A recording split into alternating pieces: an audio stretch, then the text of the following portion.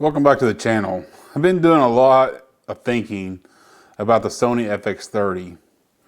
And I pre-ordered it, of course, when it came out. I was all wrapped up in the hype, but the more and more I got thinking about it, I'm not quite sure if I want to keep that pre-order or not. So I wrote down some pros and cons. I want to go over those with you today. Kind of what I'm thinking, and ultimately whether I want to keep it or not. Don't worry though, you're not going to sit here and watch me the whole time. I went up to the campus today and shot some video.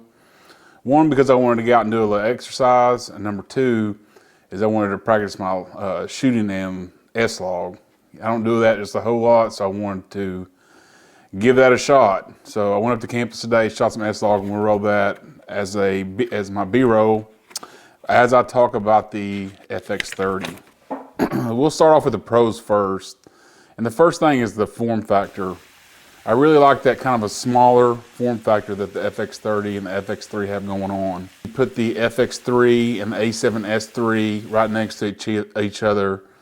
People aren't going to know that they're relatively the same specs. You're going to think the A7S3 is going to be a much more sophisticated and better camera just because it looks that way. Just for the sake of inconspicuousness, I like the form factor of the FX3. The next one is video specs. The video specs of the camera are pretty much what you'd expect from a Cine camera these days. It has, 4K up to 120 frames per second. Then it has 240 frames, 1080p. And those are perfectly acceptable. They're fine. They're what I would consider standard in a Cine camera these days. And that 240 frames per second is really cool to shoot with. I like shooting in 240 frames per second when I get a chance. Another good thing the FX30 has going for it is the overall size and weight of the package, I guess you would say. Even though the camera is just 3 ounces lighter than the A7 IV, that's not very much, but when you start factoring in the APS-C lenses that you can use with the FX30, you are going to save a whole bunch of weight there. So that's really appealing to me, to save that much weight in the camera bag. No overheating. Haven't seen any overheating issues with the camera so far. It has the active cooling, so I don't think you're gonna have any problems with that. I have the zoom rocker. That's gonna be really neat if you have like one of the power zooms, or even you can even use it for clear image zoom. The autofocus will absolutely be great on it. Just standard Sony autofocus. I think it's one of the best in the businesses, the autofocus, so you really can't go wrong with Sony's autofocus. It has S-Cinetone, which is a fairly easy picture profile to work with, and I think it lends itself to easy content creation. It also has a 10-bit footage. Once you start doing a lot of video editing and stuff, you can really tell the difference between 10-bit and 8-bit, and especially if you're planning on color grading your stuff at all, 10-bit is so important. One of the other things that I think is really important with this camera that they haven't had in any other APS-C camera up to this point is dual card slot is one, and also active stabilization and IBIS. And I think it's so important for a camera like this to be able to shoot some handheld footage and keep your shots somewhat steady. Another good thing about it that I think is the cost. Not only is it a decent price, but I think along with that, if you're out using that camera, you're not going to be as worried about breaking it as you are maybe like an A7S3 or A7 IV. I find when I go out these cameras, I'm really super duper protective of them and the lenses because I don't want to wind up breaking anything. And maybe that lower cost would propel me to use my camera more and not be as worried about breaking it. So that's some of the pros, and now we can go into some of the cons. We'll start off with the photo ability. They took away the mechanical shutter. I think that the photo ability will be okay. You can only shoot single shot. It may look weird sometimes, but they did hamstring the photo ability in this camera. No viewfinder. That's a big one. I'll get to that just a little bit later, more into that just a little bit later, but this camera has no viewfinder. It doesn't have a PASM dial, which is, you wouldn't think it's gonna be that big of a deal. It has a mode button, but I have a mode button on my ZVE10. I'm not a huge fan of it. Like I can never tell exactly where I am or how to get to where I wanna go quickly. To me, maybe just because I'm used to it more, I can just work a PASM dial a whole lot faster than I can a mode button. Another thing is it's kind of redundant to the A7 IV. I have the A7 IV, I have the A7S III, and it's kind of redundant to those cameras. One of the other things is kind of boring to me. Like, it's just, to me, it's just another Sony camera. There's nothing, I mean, it is going to be a great camera for a lot of people.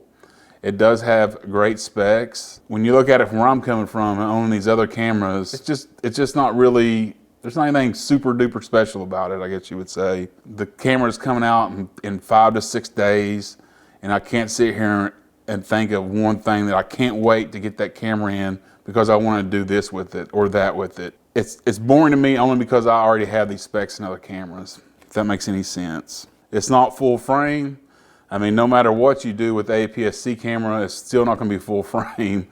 And to me, full frame is just much better. Just gives you a much better look. It's way better in low light.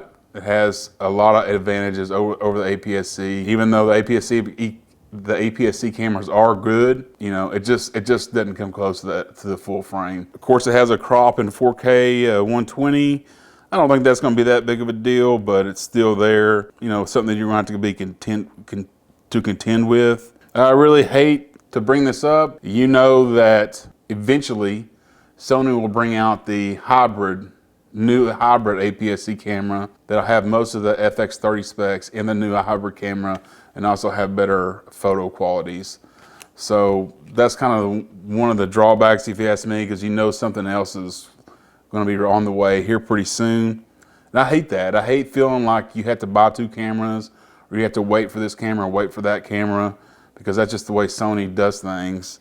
And that's kind of a drawback. Will I ever use this camera? Like, I could think of certain scenarios that I could use this camera for. In general, I could just use one of my other cameras just as well. So I'm just not quite sold on will I ever fully be using this camera full time. Just one of the things that I have to consider. I really do see myself buying this camera, doing a few videos of it, sitting up on the shelf, hardly ever using it because I go right back to my full frames. Or maybe if you want to upgrade up to full frame, maybe you shouldn't buy this camera and just save up your money for like an A7S III or A7 IV, something like that, FX3, something in that realm. And one of the last things is the screen. Like, I went out all day today shooting with my A7 IV, had it in sunny. I did have it in sunny weather mode, which you have to have it in.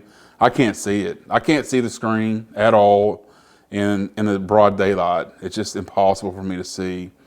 And I don't know if that's my issue or the camera's issue or what, but when it's sunny outside, I can't see it. I have to use that viewfinder.